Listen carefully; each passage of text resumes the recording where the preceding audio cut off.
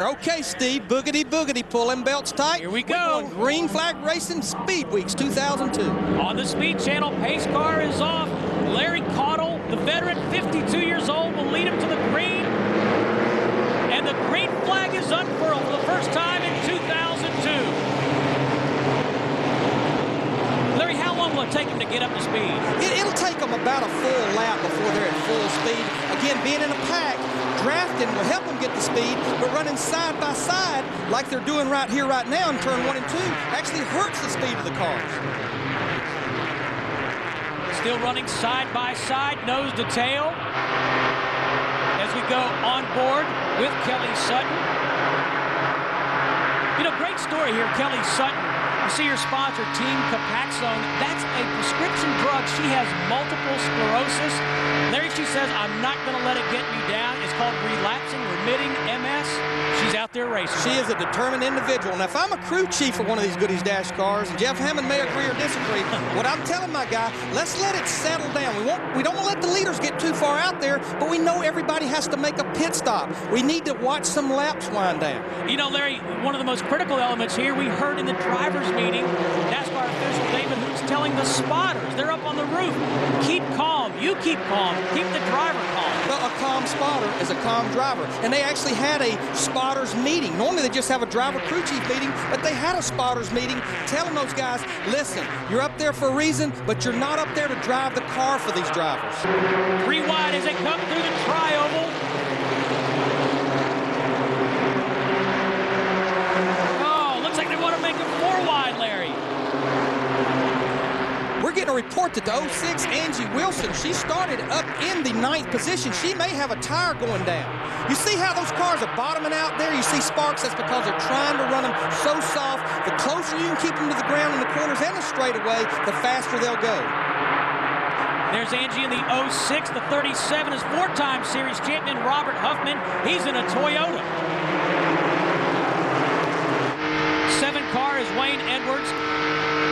And we're looking out the front windshield, obviously, of Kelly Sutton's car, the 02 car. Heard her lift a little bit there, Larry. She got off the gas just a second. Well, sometimes if you catch a car so fast, the approach rate, you have to back off. And she's moved up to the 19th position. And remember, she started way back in 34th, so she's on the move. There's Angie Wilson in the 06, finally on pit road. They're looking underneath the front end. TotalRaceBabe.com car. Now, she told us this morning, Larry, that she was accepted into the Dodge Diversity Program. She tested a Winston Cup car and a Dodge truck. So she may be in their stable in the future. But we talked to her, Steve, and she's smart. She said, I want to get in a good car if I'm going to move up. Because it's like I told her, a bad ride is probably worse than no ride at all. But she did. She tested a Winston Cup car at Lakeland and a truck at Caraway. Jeff Hammond. When she came in, she was sitting there kind of motioning the crew chief saying, well, I don't know what's wrong, don't know what's wrong. They jacked the car up. Whatever's going on, I believe it's a right rear wheel hub. It may be losing some grease. They thought they could ride it out, but she stalled the car before it could leave pit road. Look at the pit crew here, right here. If you notice, all of them have fire retardant uniforms on and helmets mandated by NASCAR for all NASCAR divisions in 2002. You see they've got the radio headset there. Anybody that goes across the wall has to have that uniform and has to have that helmet. I think that's a good move, Larry. Yeah, absolutely. We got a wake-up call at Homestead with the 28 Winston Cup team, and I'm so proud of NASCAR for responding as quick as they did.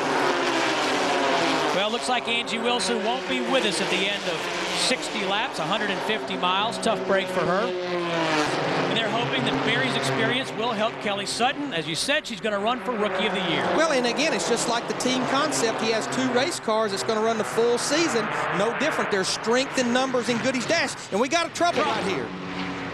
That's the 10 car, Danny Bagwell. The 9 car is involved. That's Ned Combs. It's down in turn 1. Caution is on the Speedway. First caution coming on lap 20. Now, unlike Winston Cup, they do not race back to the caution. They go back to the last completed green flag lap. Caution laps count, but they do not race back to the caution as Winston Cup does. We heard the David Hoots in the drivers' meeting say this is a quickie yellow, meaning their position freezes. Right, because of the length of race and because how big it is around this racetrack and because also they feel like most of these cars will not be on pit road changing tires. What a quickie yellow means is everybody, even the lap down cars, that they can pit the first time by. All right, let's check in now with Jeff Hammond. Yeah, guys, look who I caught up with. The man who's sitting on the pole, Jimmy Johnson. Jimmy, great effort. Thanks. This is the stuff that dreams are made of. I can't believe it, to come here and try to start in the Daytona 500 and end up on the pole. It's awesome, but I'd like to take a lot of credit for it. But as you know, qualifying here is really a reflection of the team and all the hard work the guys back at the shop, the engine department, chassis department, everybody on the 24 and the 48 and the 25 and the 5. Everybody's been working their butts off, and this is a great reward for all their hard work. The only thing I want to do about that, I want to question one deal, because after the qualifying, you told me that car got loose, and you also told your teammate and co-owner, Jeff Gordon, how bad it was. So how about telling us your part? Man, I knew we had a good lap going. When I got into 1 and 2, it drug the ground a little bit. And then through 3 and 4, normally you don't drag the ground over there. And Los Monte Carlo bottomed out and turned towards the apron. I thought, oh boy, this isn't right. Luckily, I missed the apron. I think I might have nicked it just a little bit more and helped the car get sideways. But it got so far, and then I could feel the air hit the spoiler and drag the nose back around. I thought, well, shoot, didn't crash, so that's good. But I didn't have my radio hooked up, so I pouted for about a lap because I thought that I might have screwed up the lap. And we came back in, and it was good enough. So it was neat. Well, great job, and quite a way to hang on to that car, because you say it wouldn't drive her. This time I believe it was. Congratulations to Jimmy Johnson. Hey, thanks a lot. I want to thank everybody from Lowe's as well. There's over 100,000 employee owners watching, and I bet you they've tore a couple couches up by now. Steve? All right, let's take a look at the replays, Jeff.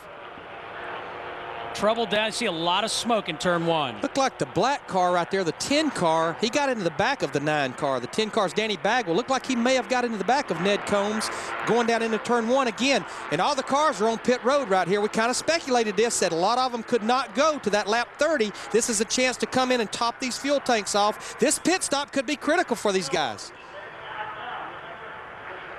Take another look at the accident, the 10 and the 9. And there they are, Larry. Everybody's on pit road. All right, Jeff, as we said, Larry Cottle in the 07 is our pole sitter. Great story.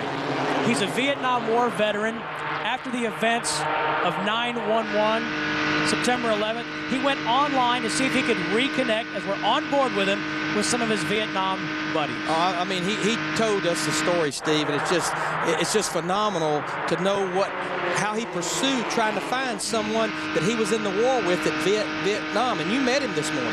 Yep, his name is Brian Allen, and again, it was Larry Cottle went on a chat board for Vietnam War veterans, and he was in Vietnam in 1970 at Firebase Ripcord. Brian Allen from Auburndale, Florida, was able to communicate with him back. 3 wide coming out of 4. We'll get back to that story in just a minute. And somebody's got to give. They had to give. You got to get back to 2 wide right here. It just will not work. Like we saw in the beginning of the show, it's like running in that funnel. And Larry, just to pay that story off, Brian Allen reconnected with him. We'll take a look at the replay. It's coming off turn 4. There you see Cam Strader on the mission to try to get to the front right there. There you see that white car in the middle right there. He got sideways. Real lucky we didn't have a big problem there. Boy, he did a great job of saving that 6 car. And Larry, just to put the period on that story, Brian Allen got in touch with Larry Cottle. He is here today to watch him. They had the same commanding officer in Vietnam in 1970, and we are approaching halfway. Great story for Larry Cottle. It is. It was spine-tingling to listen to the two guys talk and almost look at the looks in their eyes when they talk to one another.